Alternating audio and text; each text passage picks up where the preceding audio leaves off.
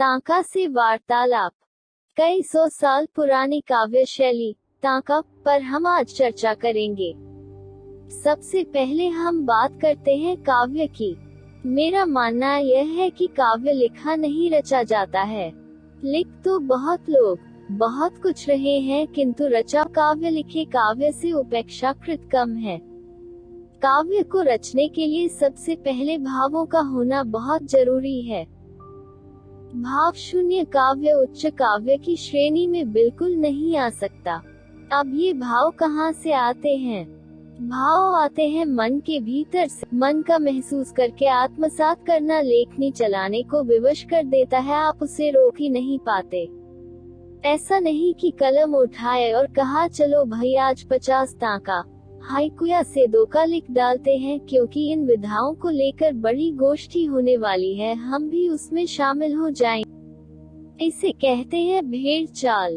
अरे भाई, अगर कुछ नया सीखना है तो मेहनत करो, अच्छे साहित्य को पढ़ो, गुनो, फिर भावों को अपने अंदर पनपने दो, तब कलम उठाओ और कुछ रचो। 50-100 की गिनती मत बढ़ाओ। भला क्या कभी पेड़ सींचता है? पहले हम बीज को जमीन में बोते हैं, फिर उसको खाद पानी से सींचते हैं। जब नन्हा अंकुर निकल आता है तब उसका और ज्यादा ख्याल रखते हैं। धूप छांव का भी ख्याल रखते हैं, तभी तो जाकर वो एक स्वस्थ पौधे से पेड़ में परिवर्तित होता है। काव्य की भी विधा हो, उसको भी ऐसे ही समझें। सबसे पहले अपने अंदर भावों को महसूस करें, फिर उन भावों में लय को स्थापित करें। भावों के बिना कोई भी काव्य शब्द मात्र है। आप प्रातः काल में उठे, प्रकृति पर दृष्टि डालें, आपको हर जगह लय सुनाई देगी। पेड़ पर बैठे, आसमान में उड़ते पक्षियों का मधुरिम स्वर, हल्की सी हवा में पीपल के पत्तों का ताली बजाकर हवा का अभिवादन करना, झरे हुए पत्तों की सरसराहट, बांसों के टकराने की चुरचुराहट, पत्तों पर गिरती बरखा की बूंदें, भूखी प्यासी चिड़िया का खिड़की के साकर आवाज देना, झरने से गिरते पानी की मधुर सी कलकल की आवाज, सभी में एक लय है, संगीत है। इस लय को बांधने का प्रयास प्रकृति के साथ जीवन जगत में भी किया जाता है। बांधने का यह प्रयास हर पर्व पर कलावा बांधने से लेकर विवाह संस्कार में वर वधू के आंचल और दुपट्टे के छोर को बांधने तक चलता है। लय है मिलाप या लगाव। यह लय जब नियंत्रित हो जाती है तो यही छंद बन जाती है। जीवन में लय होना जरूरी है। भक्ति की लय ऊर्ध्व होकर लीन तक और अंततः ब्रह्म तक विस्तार पाती है। लय टूटने का मतलब है जीवन के छंद में आत्मीय संवाद का अभाव। सृष्टि प्रकृति किसी भौगोलिक सीमा को न जानती है और न ही मानती है। साहित्य से जुड़ा व्यक्ति यदि संकुचित भौगोलिक और क्षेत्रीय सीमाओं का दास, वह कुछ भी हो सकता है, किंतु साहित्यकार बिल्कुल नहीं हो सकता। जाति, संप्रदाय, पदमत की संकीर्णता सबसे पहले व्यक्ति की सहजता छीनती है, बाकी सब स्वतः विलीन हो जाता है। छंद की इसी परंपरा में भारतीय छंद के साथ हृदय की व्यापकता के कारण जापान में जो तांका, चोका, हाइकु रचे गए, उनसे विश्वभर के सहृदय रचनाकार जुड़े। ये छंद जापानी भाषा की भाषिक रचना भारतीय भाषाओं, दक्षिण भारतीय भाषाओं को छोड़कर को अपने बहुत नजदीक लगी। 8 शताब्दी में सेदोका प्रचलित रहा। उसके बाद इसका प्रचलन कम होता गया। इसका स्थान तांका आदि छंदों ने ले लिया। तांका जापानी काव्य की हाइकु से भी पुरानी शैली है, या यह भी कह सकते हैं कि हाइकु का जन्म तांका के गर्भ से ही हुआ है। ये अलग बात कि उसे ज्यादा प्रसिद्धि नहीं मिल पाई, कारण चाहे जो भी रहे हों। 9वीं शताब्दी से 11वीं शताब्दी में तांका ने अपनी जगह बनाई।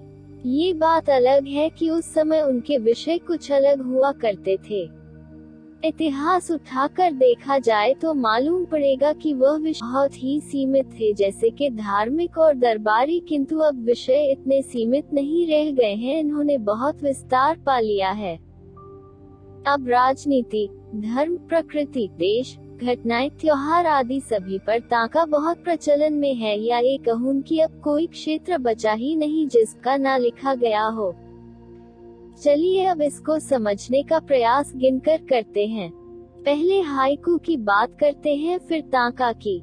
हाइकू में 3 पंक्तियां और 17 वर्ण होते हैं, और पहली पंक्ति में 5, दूसरी पंक्ति में 7, तीसरी पंक्ति में फिर 5 वर्ण होते हैं, यानी -5 जोड़ 7 जोड़ 5 = 17 वर्ण।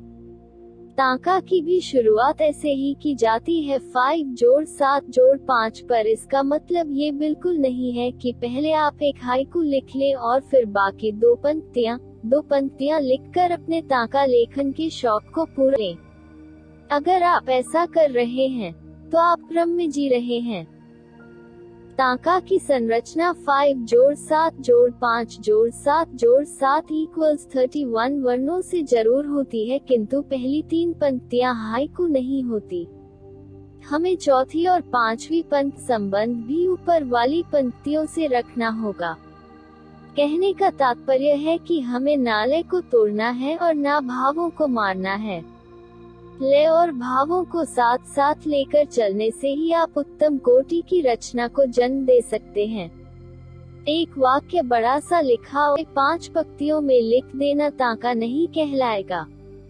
मैंने ना जाने कितने ऐसे लोगों को देखा है जो एक ही वाक्य को 3 पंक्तियों में तोड़ते हैं और हाइकू लेखन का दावा करते हैं।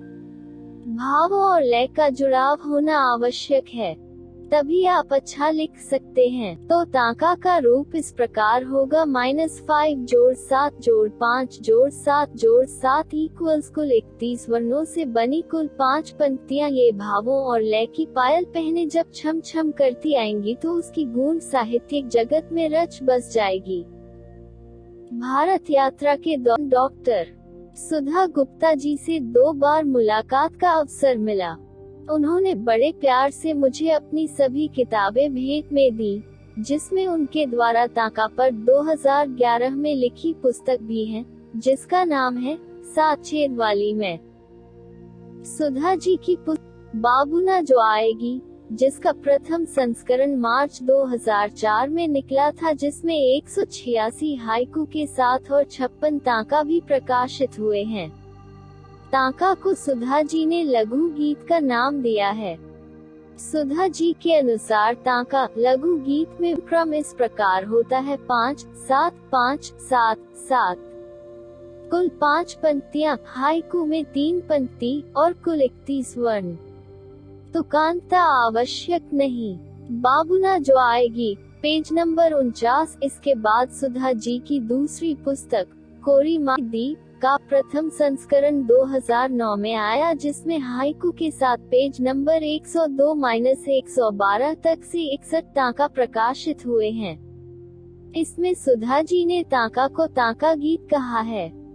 इसके बाद 2011 में डॉक्टर सुधा गुप्ता एक और ताका संग्रह प्रकाशित हुआ, जिसका नाम था 7 छेद वाली में। इसमें 153 ताका प्रकाशित हुए।